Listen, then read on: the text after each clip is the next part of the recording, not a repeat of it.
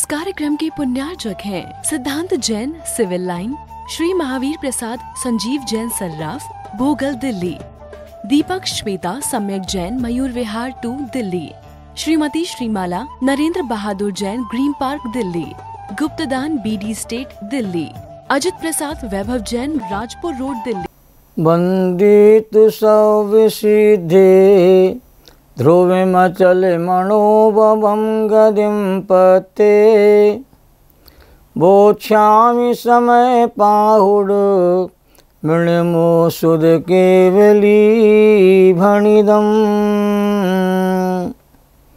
आचार्य कुंद और उनके टीकाकारों को नमन और बंदन। 3 लोक के सभी जीवात्माओं के शुद्ध चेतन स्वरूप को नमन और बंदन। समय सार ग्रंथादि राज की बहुत सार गर्भित चर्चा यहाँ पर चल रही है। समय सार को सुनने वाले अपने जीवन को सार्थक कर लेते हैं। समय सार सुनते सुनते जीवन बदल जाता है और जिन लोगों ने समय सार को प्रीतिपूर्वक सुना है उनका जीवन कहते बदल भी गया है। आज 23, 24, 25वीं इन 3 गाथाओं में अप्रतिबुद्धि अज्ञानी को समझाने का प्रयास किया जा रहा है। 20, 21, 22 इन गाथाओं में तो अप्रतिबुद्धि की पहचान कराई गई थी। कैसे अज्ञानी को पहचानेंगे, अज्ञानी की पहचान बता दी। जो संयोगी भाव में एकत्व बुद्धि करते हैं वो सभी अज्ञानी पुरुष हैं। जो पर पदार्थों में जिनकी एकत्व मम बुद्धि कर्ता की बुद्धि पाई जाती है वो सारे कहते हैं जगत के जीव अज्ञानी हैं। ये पहचान करा दी। मूर्ख को आसानी से पहचाना जा सकता है। एक छोटा सा उदाहरण आता है। एक मूर्ख व्यक्ति था, मूर्खता के काम अपने गांव में करता था और सब लोग उसे मूर्ख कह करके चिढ़ाते थे। वो सोचता था इस गांव के लोग मुझे मूर्ख कहते हैं, मैं दूसरे गांव में जाऊंगा तो लोग मुझे पहचानेंगे नहीं, तो कोई मुझे मूर्ख नहीं कहेगा। वह गांव के बाहर कुआं था और कुआं के पाटे पर बैठ जाता, पैरों को कहते कुआं के अंदर लटका के बैठ जाता है। और एक सियाने व्यक्ति वहीं से चला आ रहा था, देखो कैसा मूर्ख है जो पाटे बैठ करके अपने पैरों को कुएं के अंदर लटका रखा है। वो व्यक्ति सोचता कि यहाँ के लोगों ने मुझे मूर्ख के रूप में कैसे पहचान लिया। अब विचार करिए, वो मूर्खता के काम कर रहा था इसलिए मूर्ख के रूप में पहचाना गया।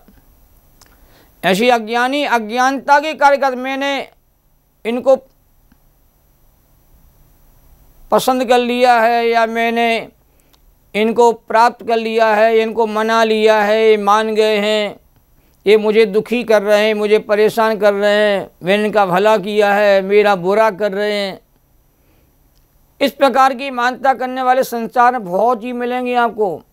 मेरे पास बहुत धन दौलत है, मैं सुखी दुखी में रंग कराओ, मेरे धन ग्रह गोधन प्रभाव, मेरे सुत्ती में सबल दीन बे रूप मुझे मूर्ख प्रवीण।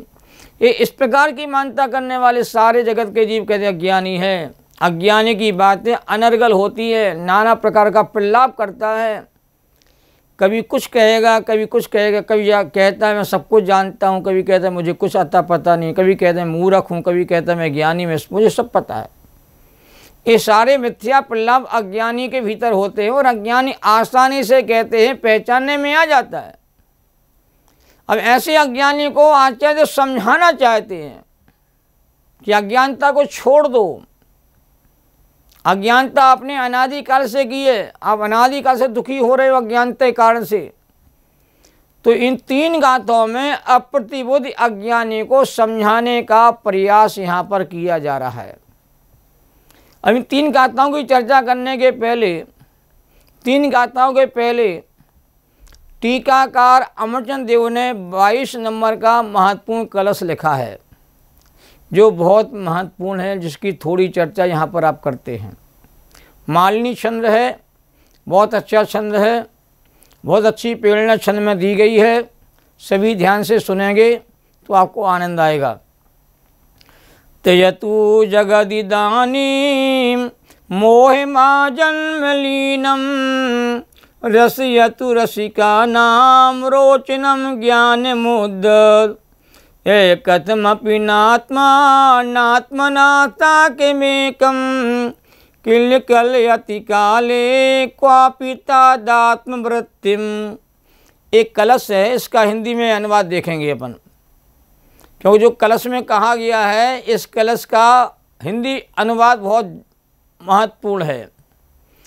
जन्म के इस मोह को हे जगत जन तुम छोड़ दो, रसिक जन को जो रुचे उस ज्ञान के रस को चखो, तादात्म्य पर के साथ जिनका कभी भी होता नहीं, और स्वयं का ही स्वयं से अन्यत्व भी होता नहीं। एक कलश का यहाँ पर हिंदी में पद्यानुवाद आपके सामने रखा है।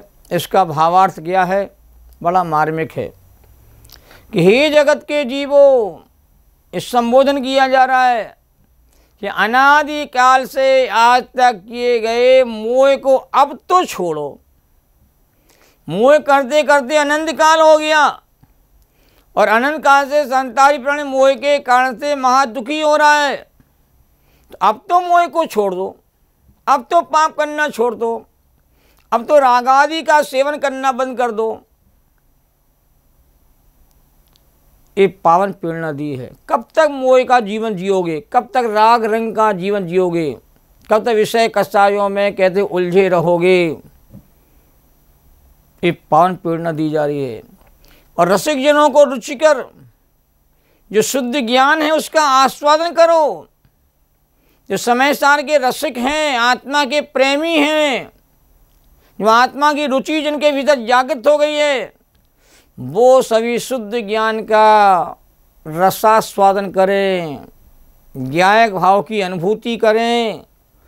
क्यों?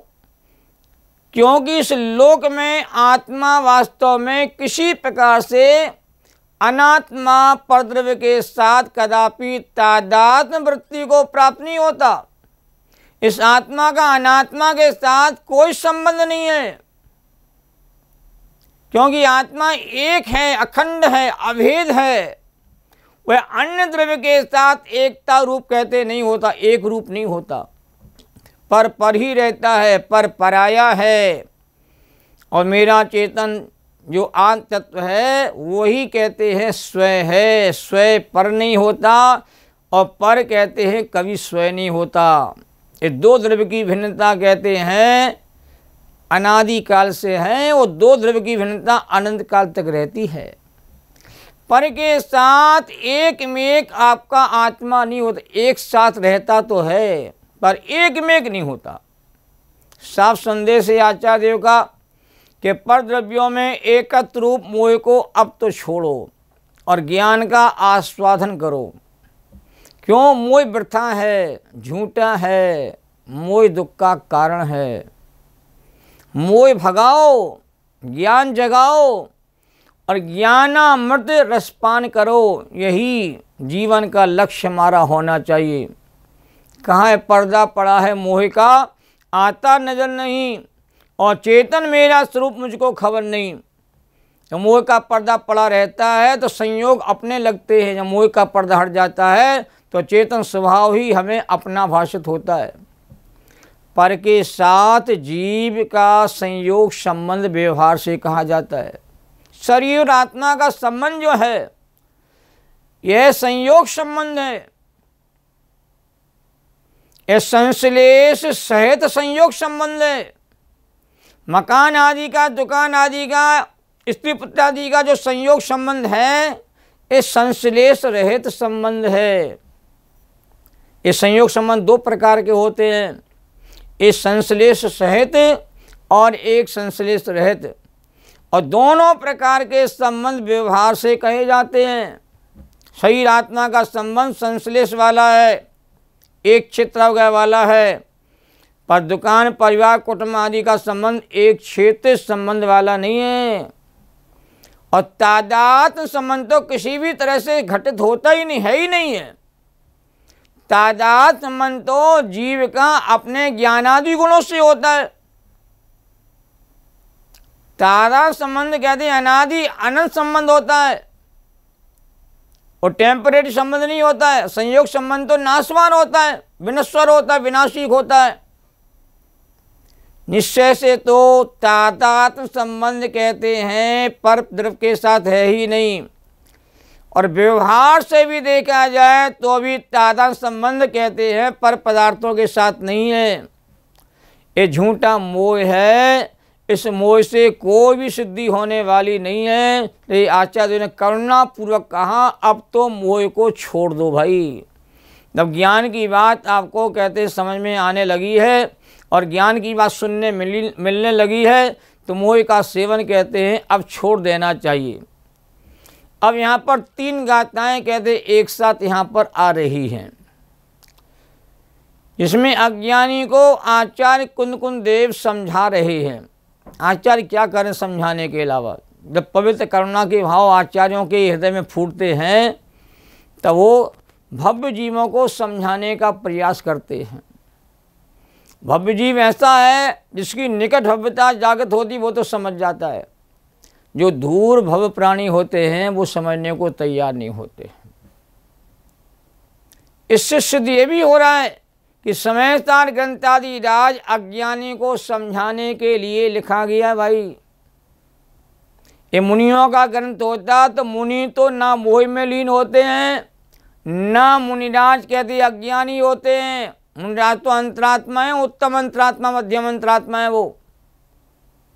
इसलिए ग्रंथ कहते हैं अज्ञानी को ज्ञानी बनाने के लिए लिखा गया है, अप्रतिबुद्ध को प्रतिबुद्ध बनाने के लिए लिखा गया है, अज्ञानी को समझाने के लिए महान ग्रंथ की रचना हुई है। इसलिए ये 3 गाथाएं प्रारंभ होने वाली हैं। गाथा का पहले हम पाठ करेंगे। अल्लाह ने मोहित मदी मज्जमिणं भणदी पोगलम दब्बम बद्धिमबद्धं च तहा जीवो बहु भाव संयुक्तो। ये 23वीं गाथा हुई।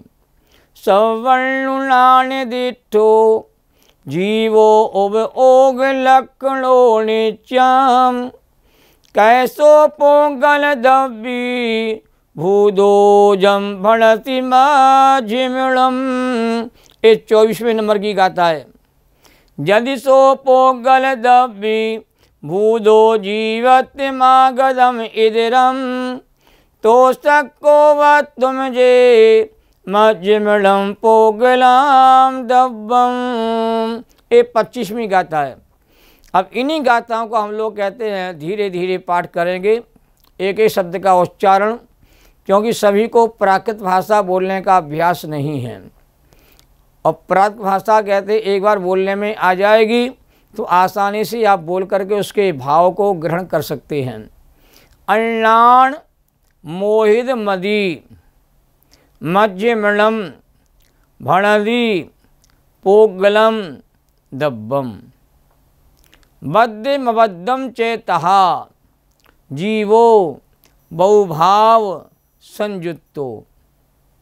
सब वर्णु लाण दित्तो जीवो उपभोग लक्षणो नित्यम कैसो पोगल दब्बी भूदो जम भणसी मज्जमिणम। यदि सो पोगल दब्बी भूदो जीवत माँ गदम इधरम तो सक्को बत्तुम जे मज्जमिणम पोगलम दब्बम। इस प्रकार अभी हम लोगों ने 3 गाथाओं का धीरे धीरे यहाँ पर पाठ किया। अब तीनों गाथाओं का हिंदी में अनुवाद देखिए। अज्ञान मोहित मति वो विधि भाव से संयुक्त जी, अवध एवं बद्ध पुद्गल द्रव्य को अपना कहे। सर्वज्ञ ने देखा सदा उपयोग लक्षण जीव ये, पुद्गल मयो किस तरह तू अपना कहे। जीव में पुद्गल तथा पुद्गल मयो जीव जब, ये मेरे पुद्गल द्रव्य है, यह कहा जग जा सकता है तब। ये तीनों का पद्यानुवाद यहाँ पर किया। अब अन्वयार्थ में नहीं कर रहा हूँ, समय हमारा बहुत उसमें जाता है, और स्क्रीन पर कहते हैं आपको अन्वयार्थ देखने में आता है, 2-3 बार आप वहाँ से देख सकते हैं। फिर भी जो कठिन शब्द आएंगे उनकी हम मीमांसा करेंगे कि जिसकी मति अज्ञान से मोहित है, अज्ञान मोहित मदी, जो मोह राग द्वेष आदि भावों से कहते युक्त है, ऐसा जीव कहता है कि शरीर आदि बद्ध और धन्य धान्य आदि जो हैं वो अबद्ध पुद्गल द्रव्य मेरे हैं। ये 23वीं गाथा का हिंदी अर्थ है। उसे समझाते हुए आचार्य कुंदकुंद देव कहते हैं कि सर्वज्ञ ज्ञान के द्वारा देखा गया जो सदा उपयोग लक्षण वाला जीव है, वह जीव पुद्गल द्रव्य कहते हैं कैसे हो सकता है। जिससे तू कहता है कि यह पुद्गल द्रव्य मेरा है, कि जीव का लक्षण तो भगवान ने उपयोग लक्षण वाला देखा हुआ है, वह पुद्गल द्रव्य वाला कैसे हो सकता है, उसका विचार करना चाहिए। यदि जीव द्रव्य पुद्गल द्रव्य रूप हो जावे और पुद्गल द्रव्य जीव द्रव्य के रूप में हो जावे,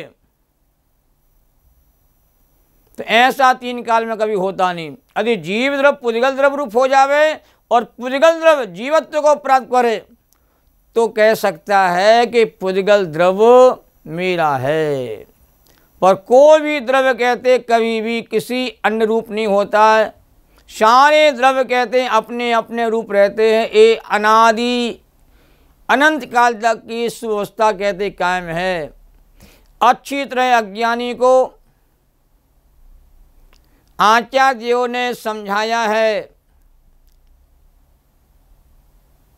क्या समझाया है कि विशिष्ट शब्द आए हैं इसमें, अज्ञान मोहित मदी, अज्ञान से बुद्धि जिसकी मैली हो गई है उसको समझाया जा रहा है। क्या समझा रहे हैं? उपयोग लक्षणों नित्यम, सदा उपयोग लक्षण वाला जीव है। इस सर्वज्ञदेव ने कहा है जीव का आत्मभूत लक्षण उपयोगमयी कहा गया है। तत्वासुत में का उपयोग हो लक्षणम, लक्षण से ही लक्ष्य की पहचान होती है। नमक के खारेपन की पहचान, चीनी की मिठास स्वभाव से, ऐसी जीव की पहचान उपयोग लक्षण से होती है। जो खाता है, पीता है, चलता है, फिरता है, वह जीव है। सोता उठता है, कुछ कुछ बोलता रहता है, वह जीव है। यह खोटी पहचान जीव की लोग कहते ज़रूर हैं, पर जीव की पहचान नहीं है ये। जो बहिरात्मा है वह जीव है, या जो अंतरात्मा है वह जीव है, जो परमात्मा वह जीव है। ये पहचान भी जीव की सच्ची नहीं है। जीव की सच्ची पहचान क्या है? उपयोग लक्षण वाला जो है, नित्य उपयोग लक्षण वाला जीव ही कहते हैं असली जीव है। उससे जीव की पहचान होती है। 6 ढाल एक पंक्ति आती है, चेतन को है उपयोग रूप, बिन मूरत चिन्ह मूरत अनूप। इसके भाव को हमें समझना चाहिए, क्योंकि चेतन का नहीं है राग रूप, चेतन का नहीं है द्वेष रूप, चेतन का नहीं है क्रोध रूप, चेतन का है उपयोग रूप। ये पहचान करेंगे तो जीव की पहचान में असली रूप में हो जाएगी। जैनम जयतु शास्त्रम, सभी साधर्मी जनों को मेरा सादर जय जनन। थोड़ी चर्चा यहाँ रह गई है, इनकी चर्चा हम कल आपके सामने विस्तार से करेंगे। जैनम जयतु शासनम, जावाणी के ज्ञान ते सूझे लोकालोक, शोवाणी मस्तक नमो सदा देत्यूं ढो। सभी को सादर जय जनन। इस कार्यक्रम के पुण्यार्जक थे गुप्तदान विश्वास नगर दिल्ली, विकास स्वाति जैन ग्रेटर कैलाश 3 दिल्ली, स्वर्गीय उमा जैन की स्मृति में doctor VP Jain America, Savita Sagar Jain Rishabh Vihar, गुप्तदान प्रीत विहार दिल्ली। Engineer Anil Jain Archit Jain Shyam enclave Delhi. श्रीमती मंजू विनोद जैन गुड़गांव।